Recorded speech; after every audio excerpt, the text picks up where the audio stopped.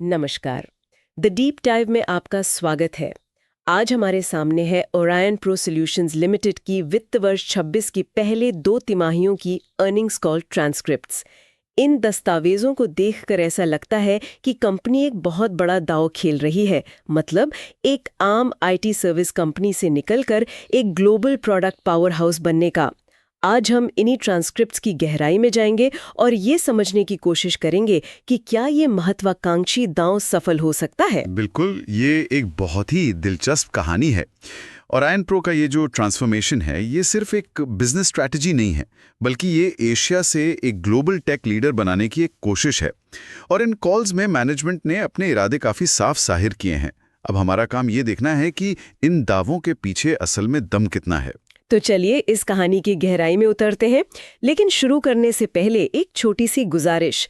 अगर आपको लगता है कि इस तरह के विस्तृत विश्लेषण से आपको कोई नई जानकारी या कोई वैल्यू मिल रही है, तो कृपया इस शो को लाइक, शेयर और सब्सक्राइब करें। और हाँ, बेल आइकॉन पर क्लिक करना ना भूलें, ताकि जब भी हम कोई नया विश्लेषण लेकर आएं तो उसकी जानकारी आप तक तुरंत पहुंच सके। आपका सहयोग ही हमें और भी बेहतर कंटेंट बनाने के लिए प्रेरित करता है। चलिए सबसे बुनियादी सवाल से शुरू करते हैं। ओरियन प्रो आखिर करती क्या है? 4 साल पहले इन्होंने अपने बिजनेस में एक बड़े बदलाव की बात की। ये बदलाव क्या था और आज कंपनी किस शक्ल में हमारे सामने है? देखिए, ये उनके सफर का सबसे अहम मोड़ था। 4 साल पहले ओरियन प्रो एक आप कह सकती हैं, एक आम आईटी सर्विसेज कंपनी थी। मतलब कई तरह के प्रोजेक्ट्स पर काम करती होगी। बिल्कुल, लेकिन मैनेजमेंट ने एक बड़ा और मुश्किल फैसला लिया, सर्विसेज से हटकर प्रोडक्ट्स और प्लेटफॉर्म्स पर फोकस करने का। जैसा कि उन्होंने Q2 की कॉल में भी जिक्र किया, इसका मतलब था अपनी पूरी पहचान बदलना और सारा जोर डीप इंजीनियरिंग और R&D पर लगाना। अच्छा, तो आज इनके बिजनेस के मुख्य स्तंभ कौन-कौन से हैं? आज इनके 2 मुख्य सेगमेंट्स हैं। पहला है बैंकिंग और फिनटेक। ये उनका पारंपरिक रूप से मजबूत क्षेत्र रहा है। और यहाँ एआई की भी काफी बात होती है। हाँ, और वही सबसे दिलचस्प बात है। वे Arya.ai के अधिग्रहण के बाद आर्टिफिशियल इंटेलिजेंस को अपने हर प्रोडक्ट का एक तरह से हिस्सा बना रहे हैं। हाल ही में UCO बैंक के साथ उनकी डील इसी रणनीति का एक बड़ा उदाहरण है। और दूसरा सेगमेंट? टेक्नोलॉजी इनोवेशन ग्रुप या टिग। ये सुनने में काफी बड़ा लगता है। हाँ, और ये बहुत तेजी से बढ़ भी रहा है। टिक के अंदर 2 बड़े हिस्से हैं। पहला, स्मार्ट मोबिलिटी या ट्रांजिट। इसमें ये ऑटोमेटेड फेयर कलेक्शन मतलब AFC सिस्टम बनाते हैं। एक मिनट, AFC सिस्टम मतलब जैसे मेट्रो स्टेशंस पर जो ऑटोमेटिक गेट्स होते हैं, वो ऑर्डर इनकी इस क्षेत्र में पकड़ को दिखाता है। अरे वाह! और दूसरा हिस्सा है डेटा सेंटर। भारत में डेटा की खपत जिस तेजी से बढ़ रही है, डेटा सेंटर्स की मांग आसमान छू रही है। ओरियन प्रो इनके लिए हाई एंड डिजाइन और प्रोजेक्ट मैनेजमेंट सर्विसेज देती है। तो अगली बार जब हम मुंबई मेट्रो में स्मार्ट गेट से गुजरें, तो ये मुमकिन है कि वो गेट ओरियन प्रो ने बनाया हो। ये तो काफी दिलचस्प है। लेकिन इस भीड़ भरे बाजार में इन्हें दूसरों से अलग क्या बनाता है? इनकी इंडस्ट्री में पकड़ यानी इनका मोट क्या है? इनका मोट कई परतों से बना है। पहली और सबसे मजबूत परत है गहरा R&D निवेश। वे अपने मुनाफे का एक बड़ा हिस्सा, लगभग 9 से 10% वापस R&D में लगाते हैं। ये इंडस्ट्री के औसत से कहीं ज्यादा है। अच्छा। और इसी वजह से इनके प्रोडक्ट्स तकनीकी रूप से बहुत उन्नत हैं। दूसरी परत है AI का गहरा इंटीग्रेशन। मैनेजमेंट ने बार बार कहा है कि AI उनके लिए सिर्फ एक फीचर नहीं, बल्कि उनके प्रोडक्ट्स की आत्मा है। और एक बात जो मुझे ट्रांसक्रिप्ट में बहुत दिलचस्प लगी, वो थी इनकी वैल्यू चेन पर नियंत्रण की बात, खासकर ट्रांजिट बिजनेस में। इसका क्या मतलब है? ये एक बहुत बड़ा अंतर पैदा करता है। देखिए, ट्रांजिट बिजनेस में इनके ज्यादातर प्रतियोगी या तो सिर्फ सॉफ्टवेयर बनाते हैं या फिर हार्डवेयर किसी और से खरीदते हैं। ओरायन प्रो हार्डवेयर और सॉफ्टवेयर दोनों खुद बनाती है। अच्छा, मतलब इन हाउस। हाँ, बिल्कुल। इससे इन्हें कॉस्ट, क्वालिटी और डिलीवरी टाइमलाइन पर जबरदस्त नियंत्रण मिलता है, जो दूसरों के पास नहीं है। और इन सब के ऊपर है इनका सफल डिलीवरी का ट्रैक रिकॉर्ड। मैनेजमेंट का दावा है कि वे कभी किसी कस्टमर को फेल नहीं करते। ये प्रतिष्ठा उन्हें बड़े और मुश्किल प्रोजेक्ट्स दिलाने में मदद करती है। तो एक मजबूत बिजनेस मॉडल, गहरी तकनीक और सफल डिलीवरी का ट्रैक रिकॉर्ड। सुनने में तो कहानी बहुत अच्छी लग रही है। तो सवाल ये उठता है कि क्या ये प्रतिष्ठा और मजबूत मोट इनके आंकड़ों में भी दिखाई देता है? क्या रेवेन्यू उतनी ही तेजी से बढ़ रहा है? आंकड़े इस कहानी का साथ देते नजर आते हैं। अगर हम रेवेन्यू ग्रोथ की बात करें तो Q1 FY26 में कंपनी का रेवेन्यू था 337 करोड़। और ये ग्रोथ कितनी थी? ये साल दर साल 29% की बढ़ोतरी है। और ये कोई एक तिमाही की बात नहीं है। Q2 में भी उन्होंने यही 29% की ग्रोथ बनाए रखी। मैनेजमेंट का अनुमान है कि पूरे साल का रेवेन्यू 1500 से 1600 करोड़ के बीच रहेगा। और अगर हम सेगमेंट्स के अंदर देखें तो क्या ये ग्रोथ किसी एक हिस्से से आ रही है या दोनों ही इंजन बराबर चल रहे हैं? ये एक और सकारात्मक संकेत है।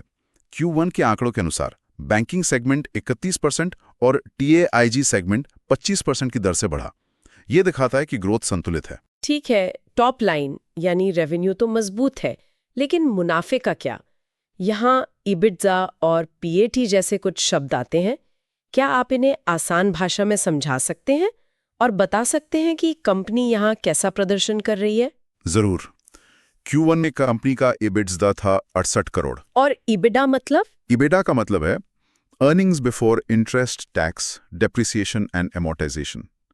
इसे आप कंपनी का असली ऑपरेशनल प्रॉफिट मान सकती हैं। मतलब अपने पोर बिजनेस से वो असल में कितनी कमाई कर रही है, बिना फाइनेंशियल और अकाउंटिंग खर्चों के असर के। ठीक है, समझ गई। मैनेजमेंट का लक्ष्य 20% से 22% का EBITDA मार्जिन बनाए रखना है। तो ये तो हुआ ऑपरेशनल प्रॉफिट, लेकिन सब कुछ चुकाने के बाद शेयर होल्डर्स के लिए असल में क्या बचता है? PAT की क्या कहानी है? PAT यानी प्रॉफिट आफ्टर टैक्स, ये वो शुद्ध मुनाफा है जो सारे खर्चे, ब्याज और टैक्स चुकाने के बाद कंपनी के हाथ में बचता है। Q1 में PAT 51 करोड़ था। और इसका मार्जिन? मैनेजमेंट का लक्ष्य 15% से 16% का PAT मार्जिन रखना है। लेकिन यहाँ एक गौर करने वाली बात है। वो क्या? पिछली कुछ तिमाहियों से मार्जिन इस गाइडेड रेंज के निचले स्तर पर रहे हैं। Q1 में EBITDA मार्जिन 20.2% था, जो 20-22% की रेंज में तो है, लेकिन बिल्कुल निचले छोर पर। तो क्या ये ग्रोथ प्रॉफिट की कीमत पर आ रही है? मैनेजमेंट ने इसकी क्या वजह बताई? उन्होंने दो मुख्य वजह बताई हैं। पहली, कर्मचारी लागत में बढ़ोतरी। कंपनी इस समय ग्रोथ मोड में है। उन्होंने कुछ अधिग्रहण किए, वेतन वृद्धि की और सबसे महत्वपूर्ण, यूरोप जैसे नए और महंगे बाजारों में एक बड़ी सेल्स टीम खड़ी की है। इस वजह से कर्मचारी लागत बढ़ी है। और दूसरी वजह? R&D में निवेश। बिल्कुल। दूसरी और मेरे हिसाब से ज्यादा अहम वजह है R&D में भारी निवेश। जैसा हमने पहले बात की, कंपनी अपने रेवेन्यू का लगभग 9.3% R&D पर खर्च कर रही है। मैनेजमेंट का नजरिया साफ है, वे शॉर्ट टर्म में मार्जिन को अधिकतम करने के बजाय लॉन्ग टर्म ग्रोथ और तकनीकी बढ़त बनाने पर ध्यान केंद्रित कर रहे हैं। ऐसी चीज पर आते हैं जो इन ट्रांसक्रिप्ट्स में मुझे सबसे अलग दिखी, वो थी इनका नेगेटिव कैश फ्लो। पहली नजर में तो ये एक बहुत बड़ा रेड फ्लैग लगता है। क्या कंपनी कैश के मामले में मुश्किल में है? ये एक बहुत ही जरूरी सवाल है और अर्निंग्स कॉल में इस पर लंबी चर्चा भी हुई। हाँ, H1 यानी इस साल की पहली छमाही में कंपनी का ऑपरेटिंग कैश फ्लो नेगेटिव था। लेकिन ये समझने के लिए हमें उनके बिजनेस मॉडल की प्रकृति को समझना होगा। सुनने में तो ये थोड़ा अजीब लगता है।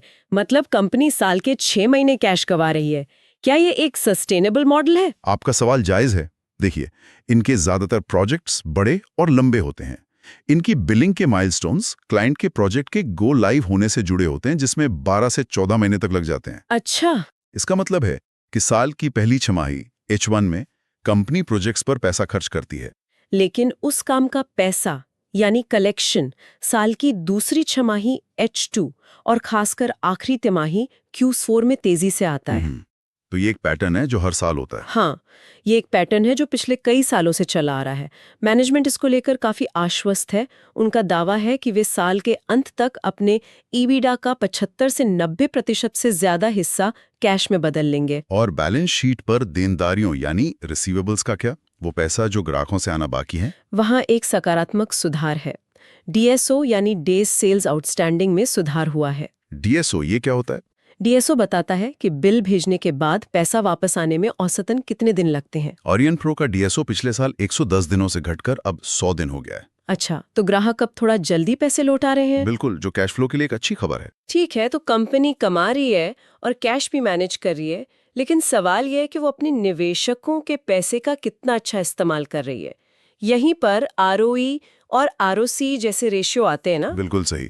ये रेशियो कंपनी की इफिशिएंसी की असली तस्वीर दिखाते हैं।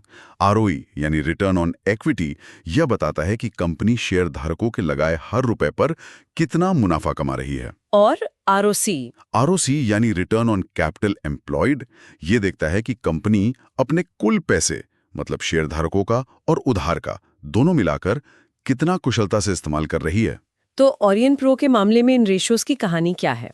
पिछले कुछ सालों में जैसे जैसे कंपनी का फोकस प्रोडक्ट्स पर शिफ्ट हुआ है और मार्जिन बेहतर हुए हैं, इनके आरओई और आरओसी दोनों में लगातार सुधार देखने को मिला है। ये दिखाता है कि कंपनी सिर्फ ग्रोथ ही नहीं कर रही, बल्कि ज्यादा प्रॉफिटेबल ग्रोथ कर रही है। इससे हम सीधे भविष्य की रणनीति पर आते हैं। R&D और AI पर इतना जोर, क्या आप इसे थोड़ा और विस्तार से बता सकते हैं? Q2 की कॉल में मैनेजमेंट ने 3 स्तरों पर काम करने की बात की थी। हाँ, और ये उनकी रणनीति का सबसे रोमांचक हिस्सा है। वो AI पर सिर्फ सतही काम नहीं कर रहे। पहला स्तर है AI नेटिव एप्लीकेशंस, मतलब वे अपने सॉफ्टवेयर को AI फर्स्ट अप्रोच के साथ बना रहे हैं। ये तो सिर्फ AI को मौजूदा सिस्टम में जोड़ने से कहीं ज्यादा गहरी बात लगती है। बहुत ज्यादा। दूसरा स्तर और भी आगे जाता है, एंटरप्राइज AI लेयर। और तीसरा स्तर, जिसे वे फाउंडेशनल टेक्नोलॉजी कहते हैं, वो सबसे गहरा काम है। फाउंडेशनल टेक्नोलॉजी, इसका क्या मतलब हुआ? इसका मतलब है कि वे सिर्फ दूसरों के बनाए AI मॉडल्स का इस्तेमाल नहीं कर रहे, बल्कि AI की बुनियादी समस्याओं को हल करने के लिए नई तकनीक खुद बना रहे हैं। उनके पेरिस, लंदन और मुंबई में AI लैब्स हैं, जहां वे मॉडल की व्याख्या और निगरानी जैसी मुश्किलों पर काम कर रहे हैं। वे AI में अपनी खुद की बौद्धिक संपदा यानी IP बना रहे हैं। ये तो वाकई महत्वाकांक्षी है। तो इस तकनीक के दम पर भविष्य में ग्रोथ कहाँ से आएगी? उनके ग्रोथ ड्राइवर्स क्या हैं? ग्रोथ के कई स्पष्ट इंजन हैं। सबसे पहला है भौगोलिक विस्तार। उन्होंने यूरोप में बहुत बड़ा निवेश किया है, एक मजबूत सेल्स टीम बनाई है। मैनेजमेंट खुद मानता है कि यहां सफलता दिखने में 12-18 महीने लगेंगे। दूसरा है नए प्रोडक्ट्स। फिंट्रा के अधिग्रहण के साथ वे ट्रेड फाइनेंस में एक बड़ा प्रोडक्ट बना रहे हैं, जो एक बहुत बड़ा ग्लोबल बाजार है। और उनका टेक सेगमेंट, ट्रांजिट और डेटा सेंटर में क्या हो रहा है? टेक सेगमेंट में भी काफी एक्शन है। भारत में वे दिल्ली, चेन्नई और मुंबई मेट्रो जैसे बड़े प्रोजेक्ट्स के साथ अपनी पकड़ मजबूत कर रहे हैं। साथ ही वे ट्रांजिट हार्डवेयर के लिए अपनी मैन्युफैक्चरिंग क्षमता बढ़ा रहे हैं। इससे मार्जिन में भी सुधार होगा। हाँ, मार्जिन में भी सुधार होगा। और डेटा सेंटर बिजनेस तो भारत की डिजिटल ग्रोथ की लहर पर सवार है ही। रणनीति तो कागज पर बहुत अच्छी लगती है, लेकिन हर रणनीति के साथ कुछ जोखिम भी जुड़े होते हैं। इन कॉल्स के आधार पर आपको सबसे बड़े खतरे के संकेत यानी रेड फ्लैग्स क्या नजर आते हैं? 3 मुख्य जोखिम हैं जिन पर नजर रखनी चाहिए। पहला, जैसा हमने चर्चा की, मार्जिन पर दबाव। यूरोप में विस्तार और R&D पर भारी खर्च के कारण निकट भविष्य में मार्जिन पर दबाव बना रहेगा। दूसरा जोखिम कैश फ्लो से जुड़ा होगा, है ना? बिल्कुल। दूसरा जोखिम है कैश फ्लो का पैटर्न। H1 में नेगेटिव कैश फ्लो का पैटर्न कंपनी को H2 के कलेक्शन पर बहुत ज्यादा निर्भर बनाता है। किसी बड़े प्रोजेक्ट में देरी कैश की स्थिति को बुरी तरह प्रभावित कर सकती है। और तीसरा और शायद सबसे बड़ा जोखिम है नए बाजारों में एग्जीक्यूशन रिस्क। यूरोप जैसे प्रतिस्पर्धी बाजार में अपनी जगह बनाना, लोकल रेफरेंस बनाना और बड़े सौदे जीतना आसान नहीं है। उनकी प्रोडक्ट सुपीरियरिटी की रणनीति अच्छी है, लेकिन उसका सफल निष्पादन ही असली परीक्षा होगी। तो चलिए इस पूरी चर्चा को समेटते हैं। अगर हमें ओरियन प्रो के बारे में 3 सबसे सकारात्मक और 3 सबसे नकारात्मक बातें निकालनी हो, तो वो क्या होंगी? जरूर। 3 सबसे बड़े पॉजिटिव्स हैं। 1, लगातार तेज ग्रोथ। पिछले 4-5 सालों से लगातार 30% से ज्यादा की ग्रोथ। 2, मजबूत प्रतिस्पर्धी बढ़त यानी मोट। डीप R&D और अपनी खुद की IP के दम पर इन्होंने एक ऐसी बढ़त बनाई है जिसे कॉपी करना बहुत मुश्किल है। और 3, स्पष्ट और महत्वाकांक्षी भविष्य की रणनीति। AI लीडरशिप और वैश्विक विस्तार पर उनका स्पष्ट फोकस है। और 3 सबसे बड़े नकारात्मक या जोखिम वाले पहलू? 3 सबसे बड़े जोखिम हैं।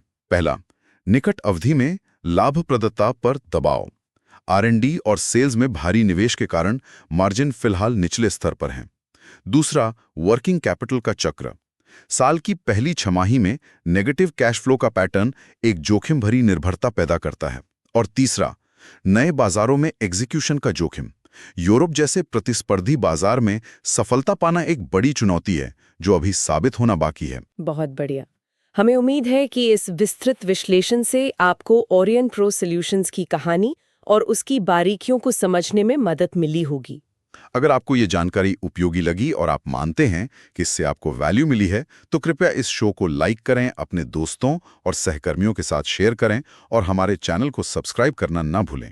और हाँ, बेल आइकॉन जरूर दबाएं ताकि आप कोई भी अपडेट मिस न करें। अंत में एक विचार।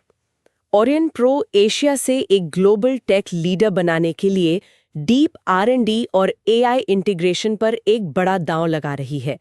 उन्होंने अपने घरेलू बाजारों में अपनी काबिलियत साबित की है। लेकिन असली परीक्षा ये होगी कि क्या उनकी प्रोडक्ट सुपेरियॉरिटी की रणनीति यूरोप और अमेरिका के परिपक्व और बेहद प्रतिस्पर्धी बाजारों को जीत पाएगी।